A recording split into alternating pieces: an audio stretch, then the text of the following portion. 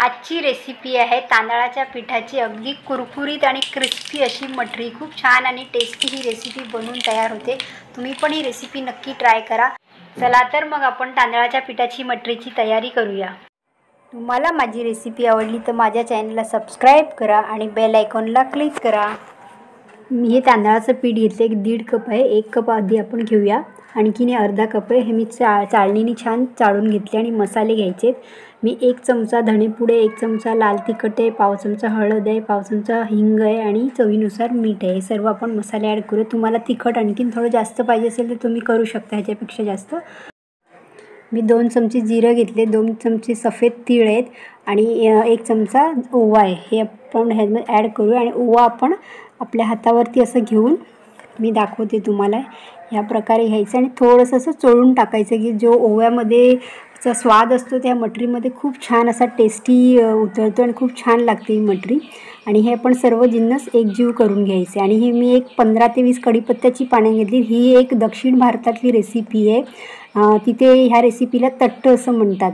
मी ही कढीपत्ता बारीक तोडून घेतली आणि कढीपत्ता त्या दक्षिण भारतामध्ये खूप प्रमाणात वापरतात, म्हणून मीही थोडं जास्तच वापरले। आणि मी 2 चमचे छान असं कडकडीत गरम करून तेल घेतले, ह्याच्यामध्ये ॲड करायचं आणि आपण एका स्पूननी मिक्स करूया। तेल गरम आहे, तुपाचा वापर ह्याच्यात करायचा नाही आणि मोहन हे सर्व पिठाला एकसारखं पण लावून घ्यायचं। तुम्ही बघू शकता मी छान असं लावून घेतले। आणि मी हे पाणी घेतले, थोडं कोमट आहे, ह्यात साधं पाणी आपल्याला वापरायचं नाही। थोडं पाणी टाकून आपल्याला एक असा घट्टसर गोळा करून घ्यायचा। तर तुम्ही बघू शकता ह्या प्रकारे मी गोळा केलं आहे, असं आपल्याला गोळा करून घ्यायचं आहे। पाणी जास्त ॲड करायचं नाही ह्याच्यात। आता हे पीठ रेडी आणि मी अशी ही एक पॉलिथिन घेतली आहे। तुमच्याकडे बटर पेपर असेल तर तुम्ही तेही वापरू शकता। 2 मी पीसमध्ये असे कट करून घेतलेत आणि ह्याला आपण तेल थोडं लावून घ्यायचं दोन्ही साईडला। आणि एक गोळा आपण घ्यायचा आणि हातामध्ये असं छान दाबून घ्यायचं। हे तांदळाचं पीठ आहे म्हणून व्यवस्थित दाबून घेऊन असं घट्टसर असं प्रेस करून एक गोळा तयार करायचा आपल्याला।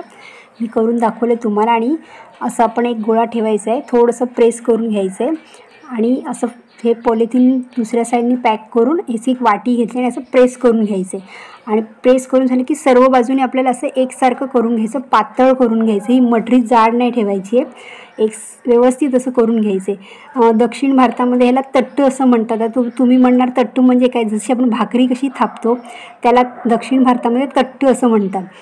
तर आपण जसं वाटीने केले त्यांनी जसं हाताने थापून करतात, म्हणून ह्याचं नाव तट्टू असं आहे। आणि खूप फेमस तशी रेसिपी तिकडली मी आणखीन एक तुम्हाला दाखवते। याच प्रकारे करून बघायचे आणि आपण इथे मठरी असं म्हणतो। टेस्टी अशी रेसिपी बनवून तयार होते। लहान मुलं असो मोठे असो सर्वांना ही रेसिपी खूप आवडणार आणि सर्व काही आपण घरच्या साहित्यापासून ही रेसिपी बनवून तयार झाली। व्यवस्थित असं करून घ्यायचं। आता आपण एक साईडला मी तेल तापत ठेवलं, तेल छान आपण कडकडीत तापून घ्यायचं आहे। मी एक गोळा टाकून बघते ह्याच्यामध्ये, असे बबल्स यायला लागले की समजायचं की तेल व्यवस्थित तापलं आहे। आता ह्याच्यातून मी काढून घेते आणि जेव्हा आपण ही मठरी ह्याच्यात टाकणार हळूच बघा सहजपणे निघते, तेव्हा गॅसची फ्लेम अगदी स्लो करायची आहे आणि स्लो गॅसची फ्लेमवरतीच आपल्याला ही मठरी छान अशी गोल्डन ब्राऊन होईपर्यंत तळून घ्यायची। सारखं आपल्याला हे पलटी करत नाही राहायचे। आता ही आपण अशी पलटी करून घेऊया, एक साईडने व्यवस्थित अशी गोल्डन ब्राऊन झाली, क्रिस्पी बनून तयार झाली मठरी। आपण असं व्यवस्थित असं तेल काढून घ्यायचं आणि एका प्लेटमध्ये मी काढून घेते। आता मी सर्व मठरी तयार करून घेते। सर्व मठरी आपली तयार करून रेडी झाली आहे आणि 1.5 कपमध्ये भरपूर अशी मठरी बनवून तयार झाली आहे आणि खूप छान आणि टेस्टी ही रेसिपी बनवून तयार झाली। मी तुम्हाला तोडून दाखवते, किती क्रिस्पी अशी रेसिपी आहे आणि लहान मुलांना मोठ्यांना कोणी असो सर्वांना खूप छान ही रेसिपी खूप आवडणार अशी रेसिपी आहे। टेस्टी अशी रेसिपी बनवून तयार होते। तुम्ही एअरटाईट डब्यामध्ये बंद करून ठेवलात तर महिनाभरपर्यंत ही रेसिपी नक्की व्यवस्थित राहते आणि छान अशी टेस्टी बनवून तयार झाली। दक्षिण भारतातली एक रेसिपी आज मी तुमच्याबरोबर शेअर केली।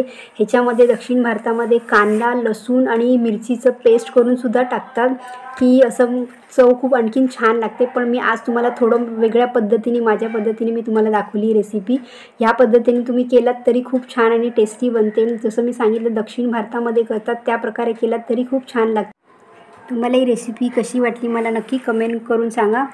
अजूनपर्यंत तुम्ही माझ्या चॅनलला सबस्क्राईब केले नसेल तर प्लीज सबस्क्राईब करा, बेल आयकॉनला क्लिक करा, जेणेकरून तुम्हाला माझ्या डेलीच्या नवनवीन रेसिपीजची अपडेट तुमच्यापर्यंत पोहोचण्यास मदत होईल.